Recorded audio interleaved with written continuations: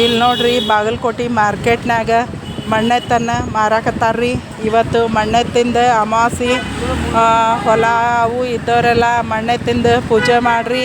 ಪೂಜೆ ಮಾಡಿದ್ರೆ ನಿಮಗೆ ಬೆಳೆ ಅದು ಚೆನ್ನಾಗಿ ಬರುತ್ತೆ ನೋಡ್ರಿ. ಇವು ಈ ಕಡೆ ಇಟ್ಟಿದ್ದು ಹೆಂಗ್ರಿ ಇವು ನೋಡ್ರಿ, ಅವರ ಬಾಯಿಲಿಂದ ಹೇಳಕತ್ತಾರ. ಹೆಂಗೆ ಹೇಳ್ರಿ ನೋಡೋಣ. ಹಾಂ ನೋಡ್ರಿ, ಇವು 150 ಅಂತ್ರಿ. ಇದು ರೀ, ಇದು ಚಂದ ಐತಲ್ರಿ. ಇವು ಹೆಂಗ್ರಿ ಇವು ನೋಡ್ರಿ.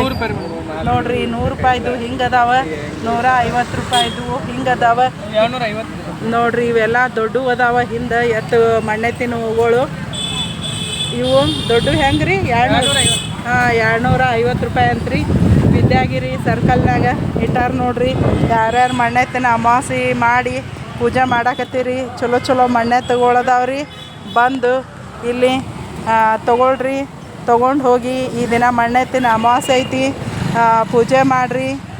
ಮಣ್ಣೆತ್ತಿಂದ ಪೂಜೆ ಮಾಡಿ ದೇವರಿಗೆ ಕೇಳ್ಕೊಳ್ರಿ, ಚಲೋ ನಮಗೆ ಬೆಳೆ ಬರಲಿ ಅಂತಂದು ಹೇಳಿ ಮನಸ್ಸಿನಿಂದ ಬೇಡ್ಕೊಳ್ರಿ.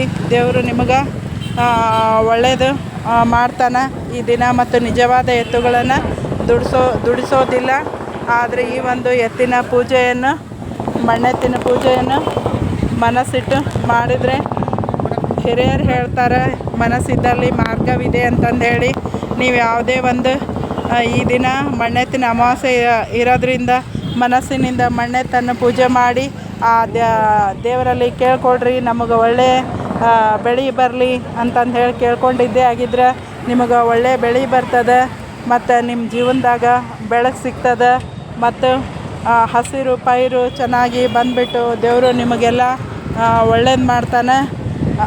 ಅದಕ್ಕೆ ನೋಡ್ರಿ, ಮನಸ್ಸಿನಿಂದ ಕೇಳ್ಕೊಳ್ರಿ. ದೇವರು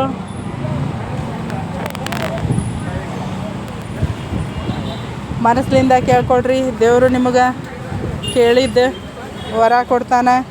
ಈ ಒಂದು ವಿಡಿಯೋನ ಲೈಕ್ ಮಾಡಿ ಮತ್ತು ಒಂದು ನಮ್ಮ ಚಾನಲನ್ನು ಸಬ್ಸ್ಕ್ರೈಬ್ ಮಾಡ್ಕೊಳ್ಳೋದನ್ನು ಮರಿಬೇಡ್ರಿ. ಮತ್ತು ಹೆಚ್ಚು ಹೆಚ್ಚು ಜನರಿಗೆ ಶೇರ್ ಮಾಡಿರಿ.